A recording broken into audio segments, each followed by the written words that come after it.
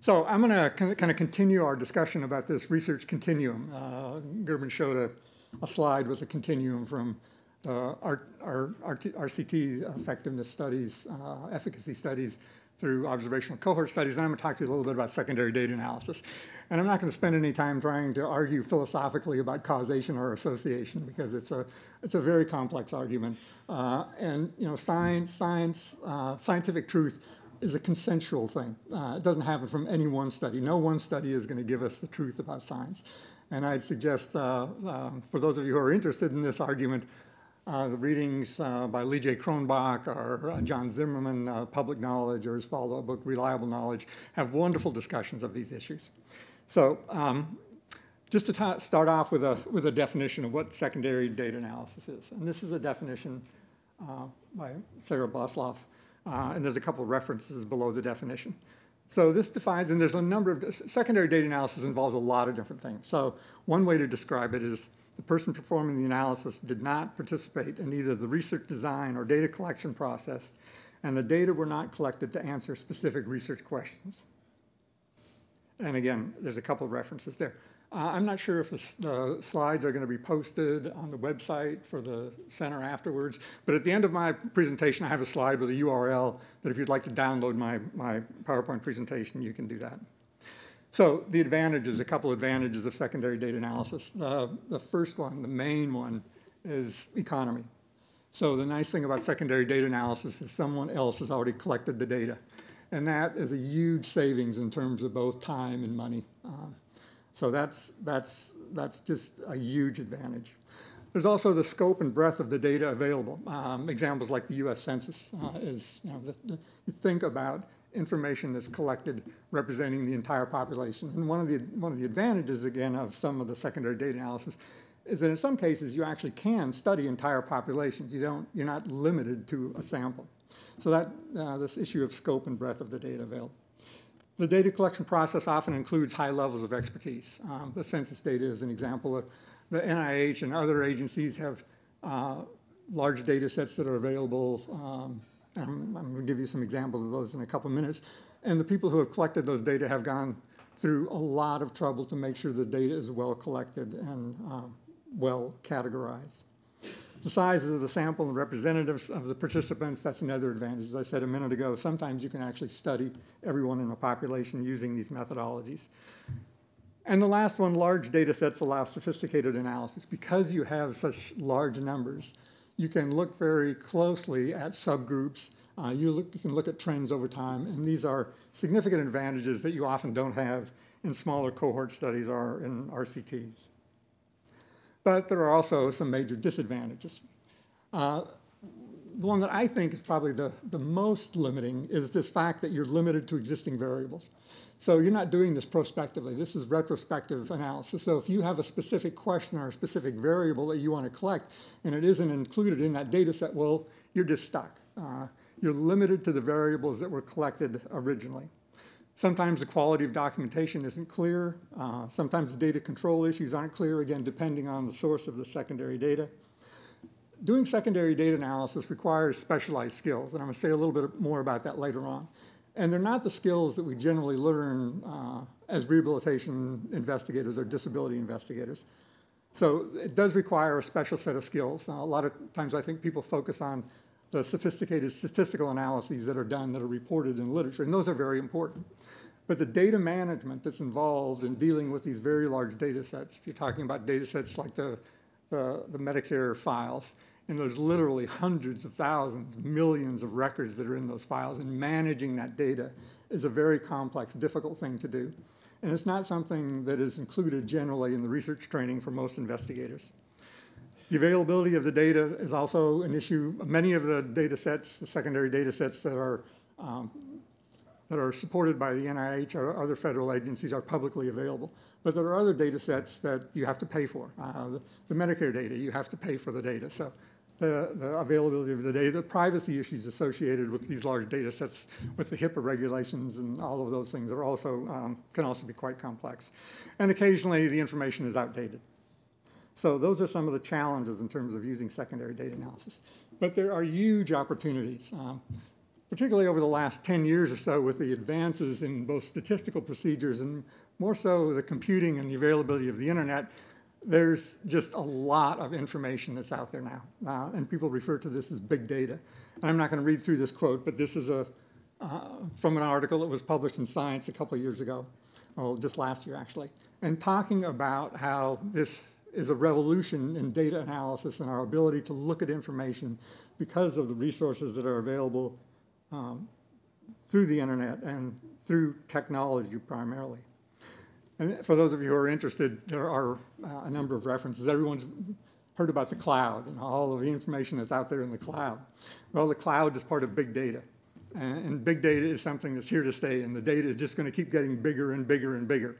And we, as disability and rehabilitation investigators, should take advantage of that. We should figure out how to use this data, how to take advantage of it, because there's information in that data that can be useful to us in answering the questions that we think are as important. One example, as I said, everyone I'm sure is familiar with the cloud. How many of you have heard of the WALDO, the Wide Area Large Data Object? So this is a digital archive that is optimized to handle real-time data. So for folks who are collecting sensory data, so if you're collecting heart rates or you're collecting, you're having people wear sensory monitoring devices, accelerometers, mobility, that data that's collected real time can be put into data. So that's a huge amount of data when you think of how that data is collected. And how do you manage that? How do you analyze that? How do you deal with that? And so people are struggling with those kinds of issues and how to, again, how to just collect, how to archive that data, how to make that data available. Oftentimes when I'm reading or thinking about this, I'm reminded of these lines from T.S. Eliot's poem, The Rock. The first part of this is, where is the life we have lost in living? Where is the wisdom we have lost in knowledge? Where is the knowledge we have lost in information? And with apologies to Eliot, I want to add, where is the information and knowledge that we have lost in data? Because there's so much data. These data sets, these secondary data analysis opportunities reflect a real challenge to us in terms of how to deal with this.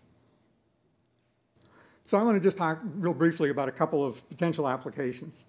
One is establishing system outcomes. So I talk often to our students about system outcomes versus personal or patient outcomes. So things like the health report cards, I'll give you an example here in a minute. Using large data sets, doing secondary data analysis can contribute to the healthcare reform activities, the Affordable Care Act, and I'll show you an example of that in a minute. And also the national quality indicators.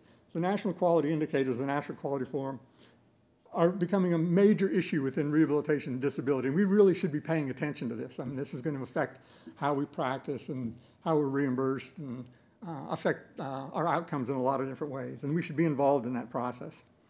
So I think most of you are familiar with the health report cards that are available through Medicare. So Medicare now provides information through Nursing Home Compare, through Home Health Compare, through Hospital Compare. There isn't an IRF Compare yet, but clearly the trajectory is that there will be one. And obviously we're talking about comparative effectiveness research, and comparing outcomes across different facilities is an example of that. This is information from the home health agencies, the Medicare Home Health Compare, and it shows comparisons for outcomes that are functional outcomes that are collected from individuals that are getting home health services in this case, and it allows comparisons from that facility to the state facility and to the national average. So if you want to go to Home Health Compare, you can look up any home health agency that gets federal money, that gets Medicare money, and compare their outcomes to other agencies in your state, or compare to the state average, or compare to the national average. And that's big data. I mean, that's secondary data.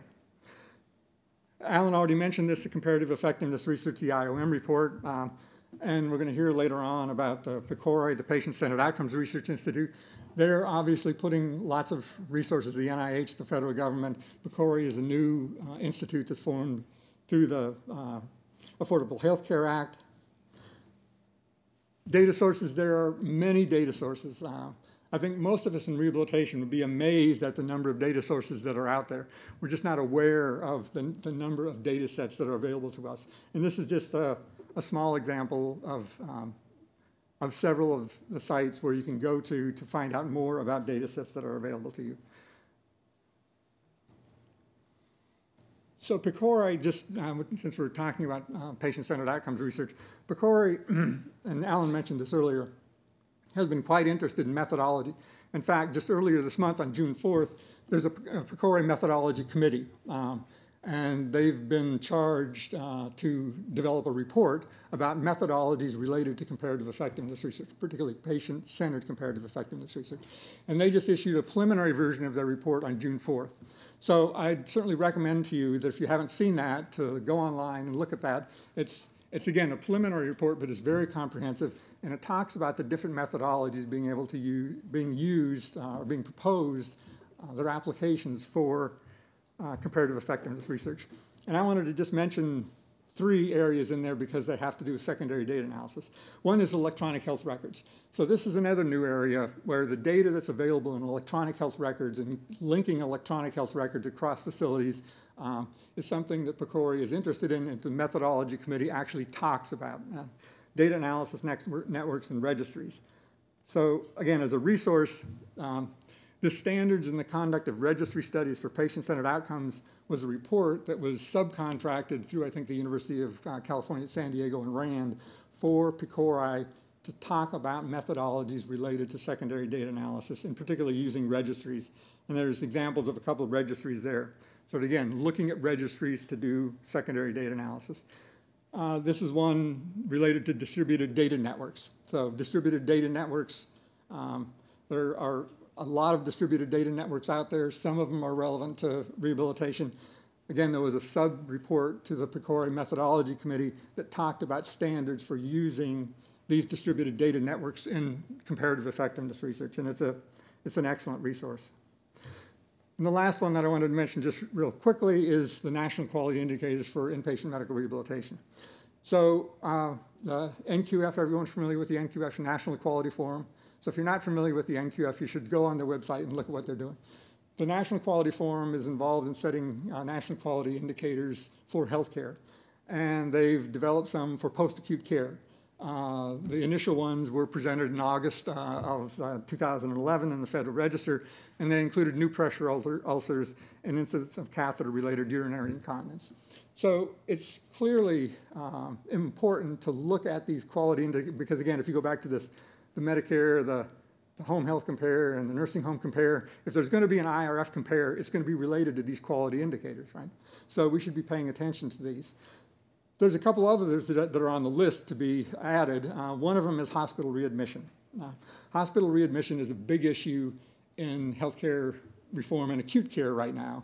And I think most of you know that the Medicare now has a system in place for hospitals. If you have hospital readmission rates that aren't appropriate, you can lose money.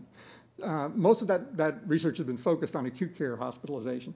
But hospital readmission within inpatient rehabilitation facilities is, I think, an area of concern. The patients that go to inpatient medical rehabilitation facilities, individuals with stroke or hip fracture, are at high risk for hospital readmission. And no one's really looked at them very much. And that's clearly on the radar for NQF and others as a national quality indicator. It's an area that we've been interested in looking at. Within CMS, I would hope most of you are aware of this. There is a file in CMS, the Inpatient Rehabilitation Facility Patient Assessment, the IRFPI files. Since 2002, Medicare has been collecting data from IRFs. And they have a separate file within the Medicare system that's just rehabilitation information. It's all the FIM items that were licensed into the IRFPI, and then a bunch of other items. And that information is available through this file through Medicare. We've been interested in looking at this issue. This is rehospitalizations for IRFs based on stroke and fractures for the first 30 days. 30-day rehospitalization is what they're interested in acute care. And it's kind of interesting to see that most of the hospital readmissions occur in this early period, within the first week to 10 days. And one of the things that you need to have to set this up for inpatient medical rehabilitation is a standardized rehospitalization risk rate. You need to know what the national level is. What is the hospital readmission rate across IRFs for the nation. So we're interested in looking at that because that's kind of a baseline for doing comparative effectiveness types of studies. And again, rehabilitation investigators are not trained in how they learn how to do research to do this kind of work. They're trained to do prospective, patient-oriented trials, and that's the way it should be. We're a clinically oriented field. That's the kind of research we should be taught, we should learn how to do. But it's also important, I think, that some of us know how to do this, and some of us know how to deal with big data, some of us know how to do secondary data analysis, some of us have an interest in doing that. So our center, our R24 center, is designed to help do that. So we have an R24 center, that's Center for Research Using Large Data Sets, and it's really a service center. It's a service center for you all, for investigators and research in the field who are interested in doing secondary data analysis.